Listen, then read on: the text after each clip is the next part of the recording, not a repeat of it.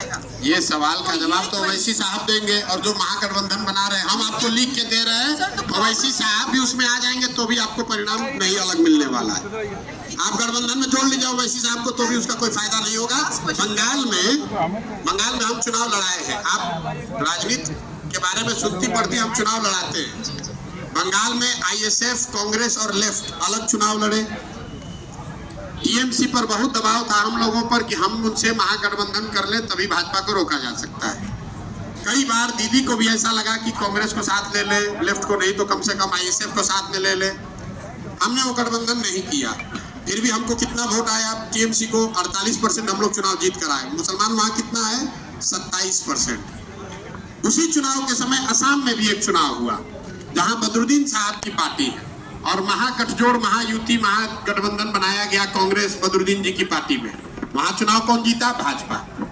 मुसलमान असम में कितना है? 37%। मुसलमान बंगाल में कितना है? 28%। तो आप इस बात को समझिए, महागठबंधन का सफल प्रयोग बिहार में 2015 के बाद कहीं भी इस देश में नहीं हुआ है। इवन यूपी में जब बसपा और सपा साथ में आई तो आपको सफलता नहीं मिली।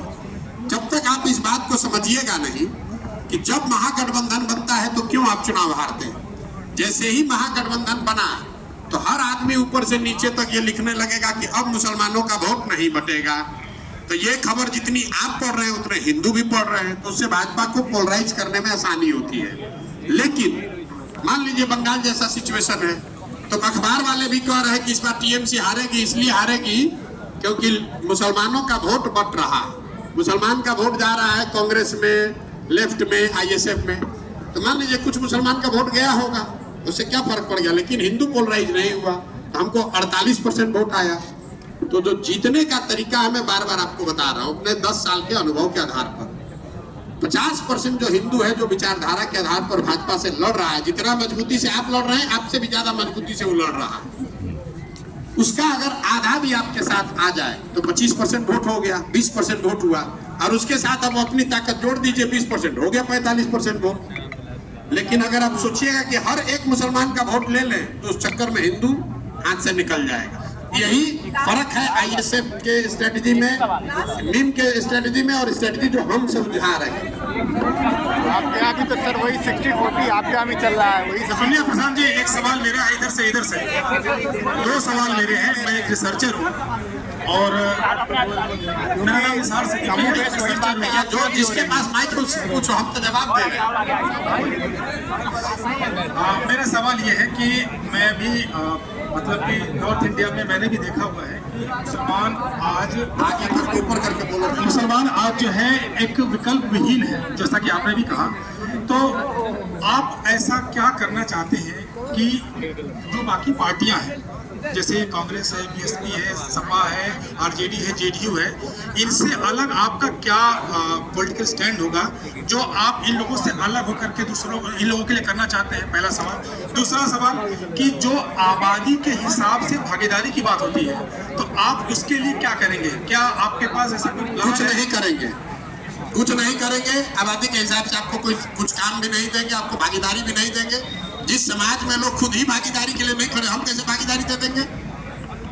हम कैसे भागीदारी दे देंगे? आप सुनिए ना, आप वार्ड सदस्य लड़ने का आपको ताकत नहीं है, आप मुखिया पंचायत समिति लड़ने का ताकत नहीं है, और हम पार्टी बनाए और आपको टिकट दे दें एमपी का, ऐसा संभव है? नहीं देंगे। आपको कैमरे पर कह रहे नहीं देंगे। एक सवाल इधर है। आप जब अपनी ताकत से, और आपने कहा कि आप अलग क्या करेंगे, अलग क्या कर रहे हो आपको दिखना चाहिए। मैं जो कह रहा हूँ इस पर आप एक पंक्ति भी भरोसा मत कीजिए। सुन लीजिए बात को, फिर से दोबारा नहीं रिपीट करेंगे। जो भी मैंने कहा इस पर बिल्कुल भरोसा मत करो। मैं जो कर रहा हूँ उसको देखो। हिंदू में एक कहावत है, कथनी पर नहीं करनी पर जाइए। हमने कहा कि हम दल नहीं बनाएंगे, चुनाव में वोट नहीं काटेंगे। हमने दल नहीं बनाया है, लोकसभा में हम नहीं चुनाव खड़ा कर सकते हैं। जिसको अपना नाम लिखना नहीं आता वो भी चुनाव लड़ रहा है। हम चुनाव क्यों नहीं लड़ रहे हैं? क्योंकि चुनाव तब लड़ा जाएगा जब आपकी वो ताकत बन जाए जिससे कि पार्टी बने, जिससे कि जीत हासिल किया जा सकता है। झूठ मूठ का कैंडिडेट खड़ा करने के लिए कहीं चुनाव लड़ गए, क्या फायदा उससे? सर मेरा नाम वसीम अकरम त्यागी है, पत्रकार हूँ। अरे आप पत्रकार है, पत्रकार का जवाब नहीं देते स्टूडेंट के बोलिए। लेकिन सवाल